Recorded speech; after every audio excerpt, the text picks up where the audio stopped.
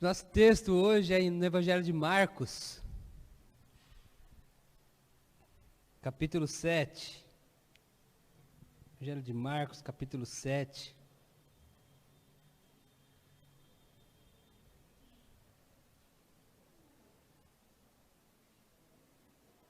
A partir do versículo 31. Lembrando que nosso texto principal da nossa campanha dos 40 dias está lá no Salmo número 5, versículo 7. Por causa da grande misericórdia de Deus, nós podemos entrar no seu santo templo. E a bondade de Deus tem se manifestado entre nós, a favor de nós, e nós podemos estar aqui esta noite. Marcos capítulo 7. Nós vamos pensar um pouco sobre a esperança à mesa. Como a irmã Roseli já nos lembrou, o tema da nossa campanha dos 40 dias de jejum e oração é de volta à mesa. É o Senhor nos convidando à comunhão com Ele, é o Senhor nos convidando à comunhão com a igreja que é dele, é o Senhor nos convidando a um retorno do nosso engajamento, do nosso envolvimento com o reino de Deus. Pensando nesse retorno da igreja nos cultos presenciais, e a nossa oração é que haja uma evolução nesse combate à pandemia e nós possamos gradativamente estar cada vez mais próximos. Esse retorno da igreja à comunhão presencial. Então, nós usamos o símbolo da mesa, da comunhão com a mesa, do retorno à mesa, porque a nossa oração é que não haja somente um retorno à participação dos cultos, a assistir o culto, a estar aqui presencialmente, dominicalmente nos cultos, mas que haja um retorno à mesa do Senhor, à comunhão, à participação, ao engajamento, a tudo aquilo que a mesa pode simbolizar para nós e para o reino de Deus. E a cada sermão, a cada domingo, a cada culto, nós elegemos um tema para as nossas reflexões. Há lugar à mesa, há perdão à mesa, há comunhão à mesa. E hoje a nossa mensagem é a esperança à mesa. Então em Marcos capítulo 7, a partir do versículo 24, eu quero ler com vocês. Jesus saiu daquele lugar e foi para os arredores de Tiro e Sidom. Entrou numa casa e não queria que ninguém o soubesse. Contudo, não conseguiu manter em segredo a sua presença. De fato, logo que ouviu falar dele, certa mulher, cuja filha estava com um espírito imundo, veio e lançou-se aos seus pés. A mulher era grega, Ciro-fenícia de origem, e rogava a Jesus que expulsasse de sua filha o demônio. E ele lhe disse: deixe que primeiro os filhos comam até se fartar, pois não é correto tirar o pão dos filhos e lançá-los aos cachorrinhos.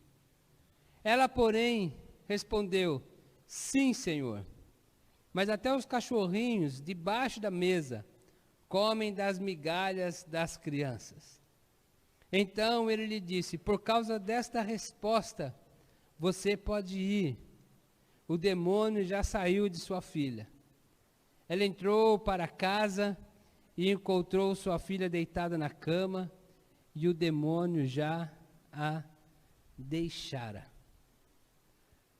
Nós encontramos no texto uma mulher que encontrou esperança. Numa conversa que ela teve com Jesus, uma conversa a princípio um pouco truncada, uma conversa em que ela é desafiada à perseverança, uma conversa que tem um propósito dentro do texto, dentro do Evangelho de Marcos. Mateus também, ele narra esse episódio. No capítulo 15 de Mateus, você também encontra esse episódio desta mulher que vai ao encontro de Jesus. E ali em Mateus também a gente percebe essa dificuldade que há dela conseguir aquilo que ela queria, essa discussão entre Jesus manifestar o seu poder e realizar o seu ministério para uma pessoa que não era do povo judeu, uma mulher gentílica, uma mulher que talvez hoje nós chamaríamos assim pagã. Ela era uma mulher pagã para os judeus, ela não pertencia ao povo de Israel. Então há um diálogo um pouco travado entre ela e Jesus, e ela suplicando esse milagre sobre a vida da sua família, sobre a vida da sua filha, e Jesus apontando para ela algumas dificuldades para que aquilo acontecesse. Então, quando a gente olha para um texto como esse, algumas perguntas vêm à nossa mente. Por que esse texto nas Escrituras? Por que Marcos escolhe colocar um texto assim, que mostra uma dificuldade de uma mulher em receber um milagre e de um início de uma possível resistência de Jesus em realizar este milagre na vida desta mulher? O que acontece é que as pessoas que recebem esses textos de primeira mão, tanto a comunidade para a qual Marcos escreve, muito provavelmente o primeiro evangelho escrito de Marcos, e especialmente em Mateus escrevendo para a sua comunidade, havia uma discussão nessas igrejas, nessas comunidades, no início do evangelho, de que se de fato o evangelho era para os gentios são aqueles que não são judeus, ou se o ministério de Jesus era voltado somente para os judeus.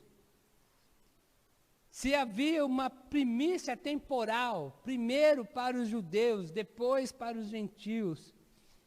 E essa discussão, ela era calorosa dentro dessas comunidades. Havia, de fato, esta dúvida entre aqueles primeiros cristãos, que talvez para nós resolvemos essa questão com muita praticidade. 2000 anos após o ministério de Jesus ter acontecido, 2000 anos após a instituição da igreja, é muito claro para nós que o evangelho é para todos e para todas as nações, mas nós precisamos voltar no tempo e perceber o que de fato estava acontecendo e as limitações que essas pessoas tinham de compreender toda a obra de Jesus, todo o movimento de Jesus, toda a proposta de reino de Deus que o evangelho estava trazendo para aquelas pessoas, que o ministério de Jesus estava realizando entre aquelas pessoas. E Marcos e Mateus, então, colocam esse texto. É meio fácil de nós entendermos que Lucas não coloca esse evento no seu evangelho. Porque Lucas, ele não era nem judeu. E as pessoas para as quais Lucas escreve também não eram judeus. A comunidade de Lucas é uma comunidade gentílica. Então, a comunidade de Lucas, ela não tinha nenhuma dificuldade, nenhuma discussão. O evangelho é para os gentios ou não? O evangelho era para eles. Eles estavam vivendo isso. Então, eles não tinham essas crises que a comunidade de Mateus tinha, que a comunidade de Marcos tinha. Então, Jesus coloca essa questão diante da mulher. Ele não se recusa e não diz que as primícias do reino de Deus não eram para ela.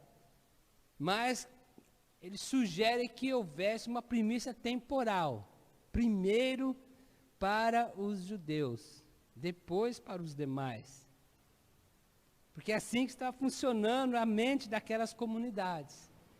E então a mulher insiste e demonstra fé. E quando ela demonstra a fé, então Jesus concede a ela as primícias do reino de Deus.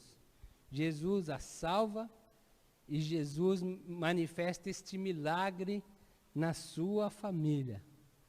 E então, quando os primeiros leitores vão estar diante desse texto e vão enxergar que no próprio ministério de Jesus não houve uma primícia temporal.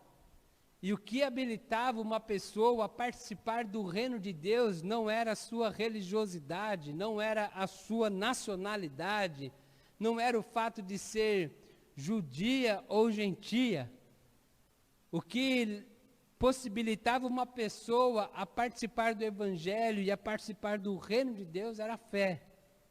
E por isso que essa mulher, ela recebe o que podemos chamar as primícias do evangelho, junto com os filhos, junto com as pessoas que estavam sentadas à mesa.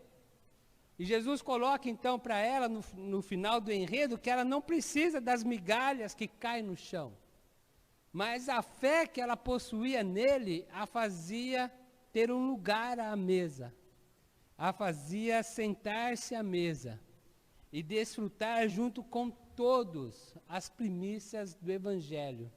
Era para ela também o milagre, era para ela também a salvação, era para ela também a mesa, e havia lugar à mesa também para aqueles que não eram judeus, porque o que habilita alguém sentar-se à mesa do evangelho não é a sua nacionalidade, mas a fé. E essa mulher então demonstra fé. E ela então pode sentar-se à mesa. E ela pode então desfrutar da mesa. E ela pode então ter essa esperança que o milagre alcançaria a vida da sua família por meio da libertação da sua filha, porque ela possuía fé.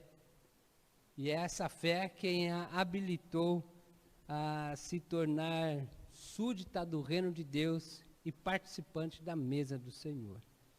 Então há esperança à mesa, porque à mesa do evangelho há lugar para todos. Há esperança à mesa, porque todos têm lugar à mesa, independente da sua origem, independente da sua raça, independente da sua nacionalidade, independente da sua regionalidade. Não são essas questões, independente da sua classe social, porque não são essas coisas que habilitam alguém sentar-se à mesa. O que habilita alguém sentar-se à mesa é a confiança em Jesus, é reconhecer quem Jesus é ter a fé que Jesus é o Senhor de todo o universo, o Salvador de todo o mundo. E essa fé nasce no coração dessa mulher.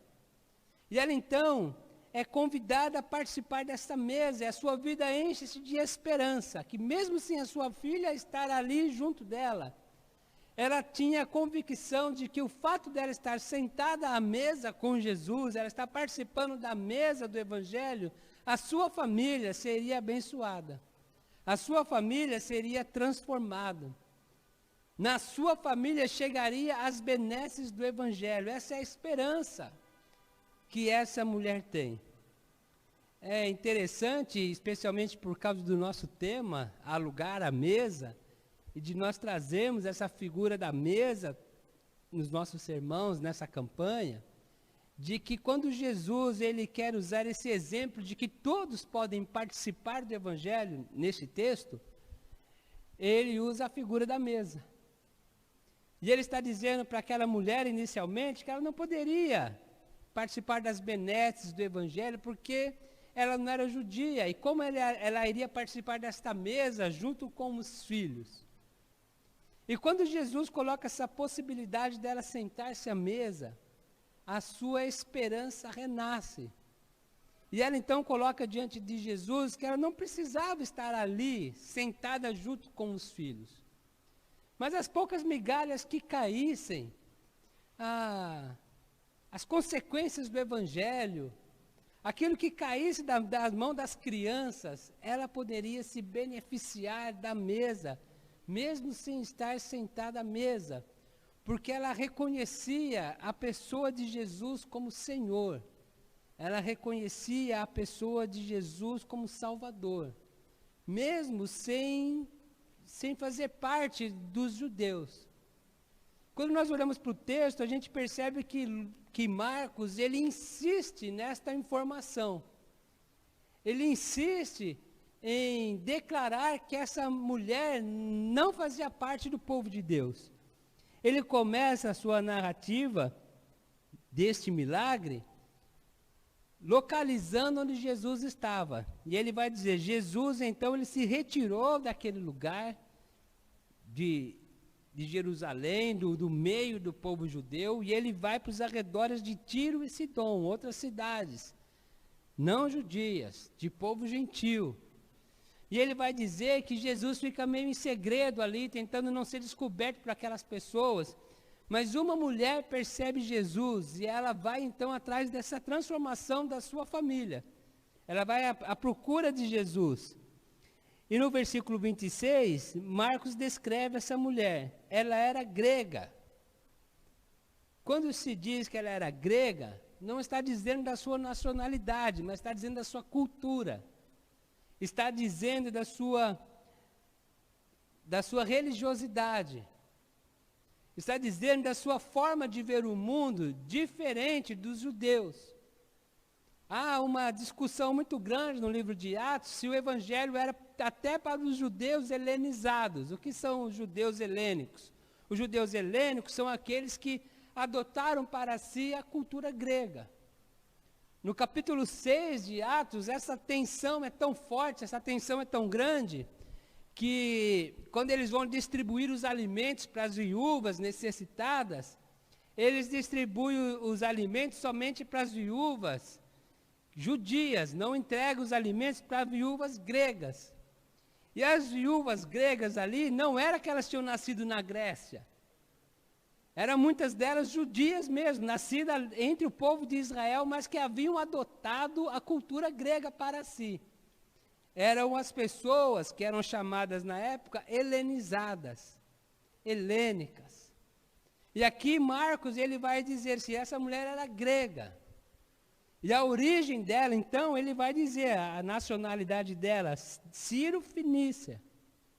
Então ela não tinha nem nascido no território de Israel, e ela não tinha nem sido uma prosélita ao judaísmo, porque ela ainda adotava para si as religiões gregas e a cultura grega. Os discípulos, quando nós lemos esse texto em Mateus, ele fala, despede logo essa mulher que ela vem atrás de nós. E Jesus trava esse diálogo com essa mulher, e Jesus acolhe essa mulher, e Jesus a coloca sentada na mesa, e Jesus oferece para ela as benesses do reino, porque o que traz as pessoas a ser participante das benesses do reino, que leva a pessoa a ter esperança do reino de Deus, a esperança nessa mesa, quando nós temos fé em Jesus, de que Jesus é o Todo-Poderoso, de que Jesus é o Salvador, e quando nós o buscamos de todo o nosso coração. Então, é a partir dessa figura, desta mesa, que ela apresenta a sua esperança, de que a sua vida seria transformada. É a partir dessa figura, dessa mesa, que ela apresenta a esperança de que a sua filha seria liberta. E é a partir da figura dessa mesa que a sua fé é despertada ainda mais. E ela ouve de Jesus, então, lá em Mateus, de que, Mateus capítulo 15, versículo 28, grande é a sua fé. Vai em paz, porque a sua fé te salvou. Isso tudo acontece dentro de uma ilustração que Jesus conta para essa mulher a partir da mesa. Porque ela está buscando Jesus com um coração sincero, com um coração aberto, com um coração disposto a se abrir para todas as verdades do Evangelho que estava sendo realizada a partir do ministério de Jesus.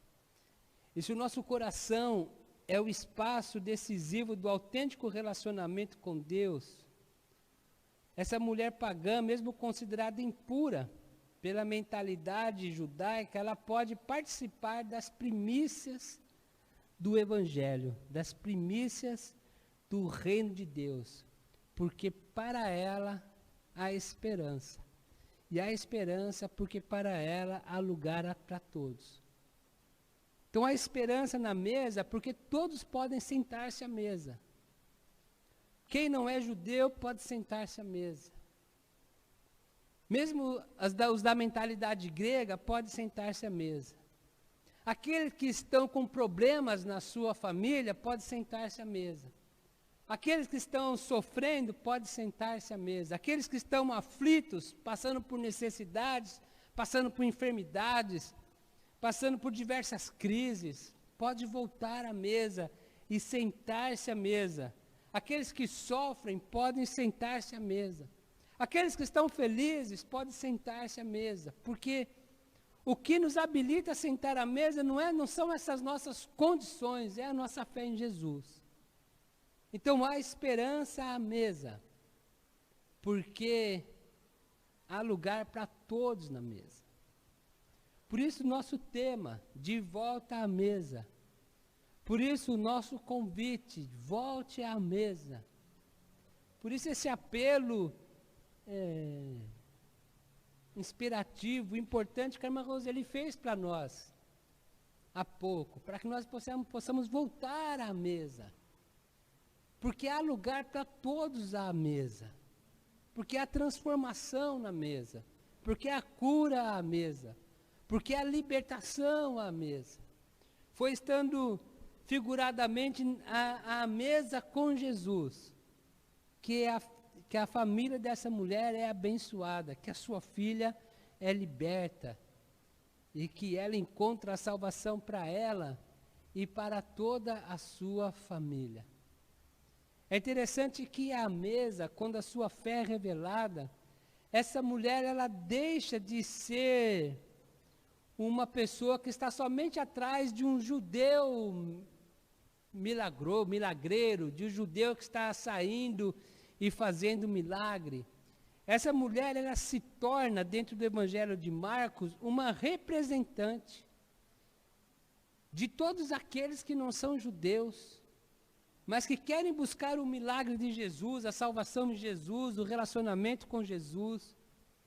E trazendo para o nosso tema, ela se torna uma representante daqueles que não são judeus, mas que querem um lugar à mesa, e encontra um lugar à mesa com Jesus, por meio da fé, por meio daquilo que ela acredita de quem Jesus é, por meio daquilo que ela acredita do que Jesus faz, por meio da sua perseverança em buscar a transformação à sua família.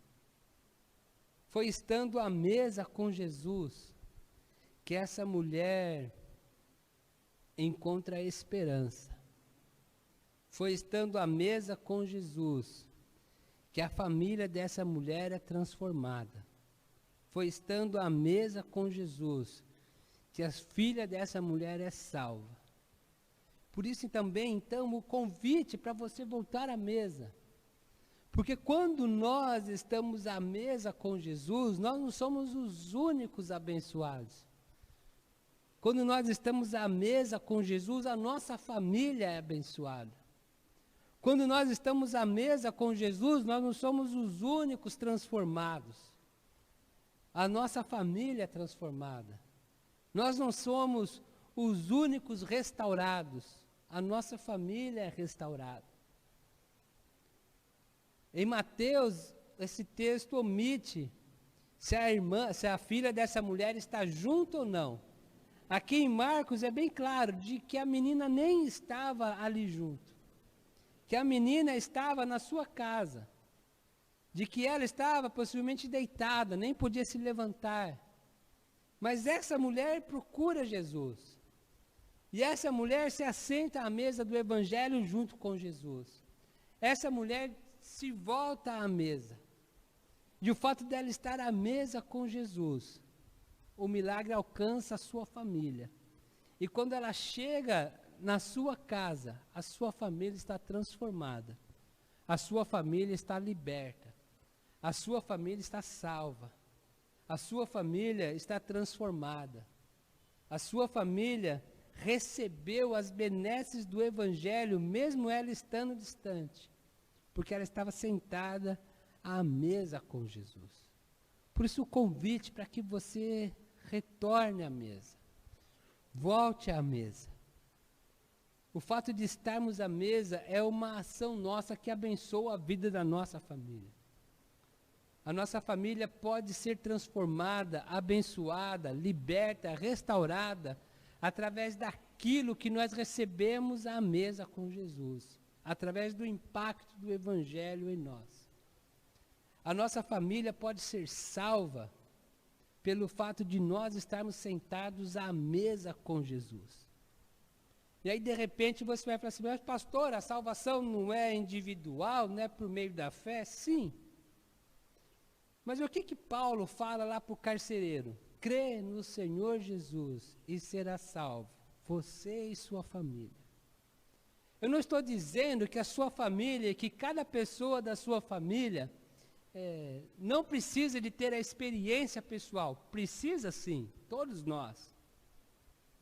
Mas quando nós olhamos para as nossas vidas, ou você foi um pioneiro da salvação da sua família, e o fato de você sentar-se à mesa com Jesus, o fato de você ter entregue a sua vida a Jesus, o fato de você estar desfrutando do Evangelho sentado à mesa com Jesus, isso foi impactando a vida da sua família. E logo o outro pôde crer, e logo o outro pôde também entregar a vida para Jesus. E quando você menos espera, muitos da sua família estão sendo salvos, porque você um dia decidiu voltar-se à mesa do Evangelho. Porque você um dia decidiu sentar-se à mesa junto com uma igreja. E o Evangelho foi transformando a sua vida. E você foi intercedendo pela sua família. E o coração da sua família foi se quebrantando. E logo muitos podem ter a alegria de ver o pai, de ver a mãe, de ver os irmãos, todos entregando a vida a Jesus. Ou talvez você seja como eu. O resultado de alguém ter estado à mesa com Jesus. A primeira pessoa a se converter na minha família foi a minha irmã com 10 anos de idade. E logo depois a minha mãe também tem uma experiência com Jesus, se converte. Logo depois, mais 2 irmãs também têm uma experiência com Jesus, se converte. Depois, meu irmão tem experiência com Jesus, quase não chega em mim, né? Se converte. Uma outra irmã. E entre os irmãos eu fui o último. Mas eu estou aqui hoje à mesa, porque um dia uma das minhas irmãs esteve à mesa. E todos na nossa família podem hoje estar à mesa.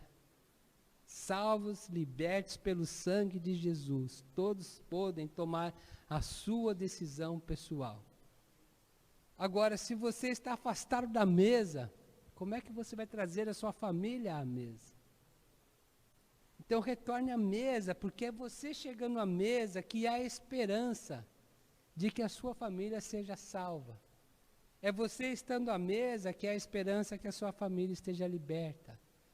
É você estando à mesa a sua esperança de que a sua família seja transformada.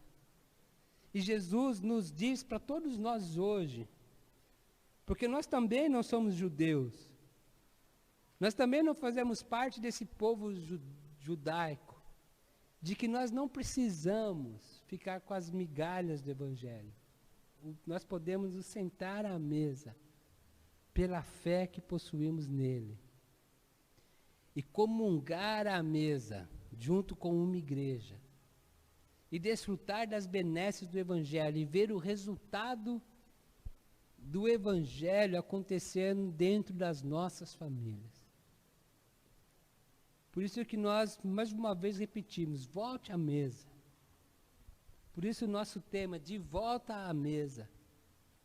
Por isso o nosso clamor, e nós entendemos que é um chamado de Deus para cada pessoa desta igreja, retorne à mesa. Há lugar à mesa. Seu lugar está aqui, seu lugar é aqui. Há perdão à mesa. Estar à mesa com Jesus e desfrutar do seu perdão, da sua graça. Há comunhão à mesa e há uma comunhão abençoadora. E há esperança à mesa. Jesus nos convida à mesa para uma vida de esperança. para que onde quer que esteja a nossa família, ela possa estar sendo tocada pelas benesses do Evangelho, pelas primícias do Evangelho, pela salvação, pela libertação, pela transformação, pela restauração. Porque há esperança nesta mesa. E quando nós estamos juntos com Jesus, nós sabemos que algo está acontecendo em nós. E quando nós estamos à mesa com Jesus, nós sabemos que algo está acontecendo na vida de nossa família. Então, antes de cantarmos mais uma canção e encerrarmos o culto, e essa canção é a música oficial da nossa campanha, eu gostaria de convidar você a uma oração. Gostaria que você abaixasse sua cabeça, que você fechasse os seus olhos, e você lembrasse de alguém da sua família, que talvez não esteja à mesa ainda, ou que ainda não se voltou à mesa, ou se afastou da mesa e precisa voltar à mesa. Gostaria que nós orássemos juntos agora pelas nossas famílias, para que o fato de nós estarmos aqui em torno da mesa do Senhor, na comunhão da mesa do Senhor, a nossa família esteja sendo impactada onde ela estiver. Eu gostaria que você lembrasse agora de pessoas da sua casa, de pessoas da sua família. De repente você vai colocar diante de Deus uma pessoa só, mas de repente você vai colocar 2, 3, várias. Mas que nós possamos orar pela nossa família. E nós precisamos então voltar à mesa com todo o engajamento, com alegria, com comunhão, com fé. Porque quando estamos à mesa, algo está acontecendo na nossa família. Algo está acontecendo na vida de alguém da nossa família, que nós nem sabemos. Ou talvez de alguém que você esteja clamando. Esta mãe clamava pela sua filha. E quando ela chegou em sua casa, sua filha estava liberta. A sua família estava transformada. Eu gostaria que você orasse pela sua família agora. Por alguém que você gostaria que estivesse também à mesa do Senhor. Talvez nesta igreja mesmo. Talvez more longe em outra igreja. Mas que você possa colocar essa pessoa diante do Senhor. Ó Deus, nós queremos apresentar estas vidas agora diante de Ti. Todos nós aqui lembrando de alguém da nossa família, ó Deus, que sabemos precisa de uma intervenção do Teu Evangelho, que precisa, ó Deus, da manifestação do Evangelho em suas vidas. Pessoas que ainda precisam ser salvas, ó Pai. Ou talvez outras que precisam ser libertas. Vidas que precisam ser transformadas, precisam ser restauradas. Pessoas que precisam de uma direção, precisam ser curadas de uma enfermidade, precisam de um milagre, ó Deus. E nós colocamos todas essas vidas diante do Senhor, junto com os nossos irmãos aqui, ó Deus. Cada um lembrando de alguém da sua família, ó Pai querido. Estenda as tuas mãos, ó Deus. Nós estamos à mesa. Como figuradamente aquela mulher sentou-se à mesa, não ficando com as migalhas, mas junto com os filhos. Ó Deus, nós nos assentamos como teus filhos à mesa e clamamos pela nossa família. Salva a nossa família. Liberta, Senhor, nossa família. Ó Deus, reconcilia a nossa família. Transforma, restaura, ó Deus. Faça um milagre, ó Deus. Que quando nós voltarmos para nossas casas, ó Deus, algo tenha acontecido em nós. Algo tenha acontecido na nossa família. E que possamos ter a alegria de saber que dentro da nossa família pessoas estão sendo salvas, libertas, transformadas, se tornando também discípulas do Senhor Jesus. Ó Pai querido, obrigado, porque nós temos essa esperança, a esperança de ver toda a nossa família salva, a esperança de ver toda a nossa família liberta, a esperança de ver nossa família transformada. Obrigado, ó Deus, porque aqui é a mesa do Senhor, que a nossa fé é aumentada, que a nossa esperança reacende, ó Deus. porque há esperança à mesa. E nós nos regozijamos e nos alegramos naquilo que cremos. O Senhor pode fazer em nossa família. Em nome de Jesus. Amém?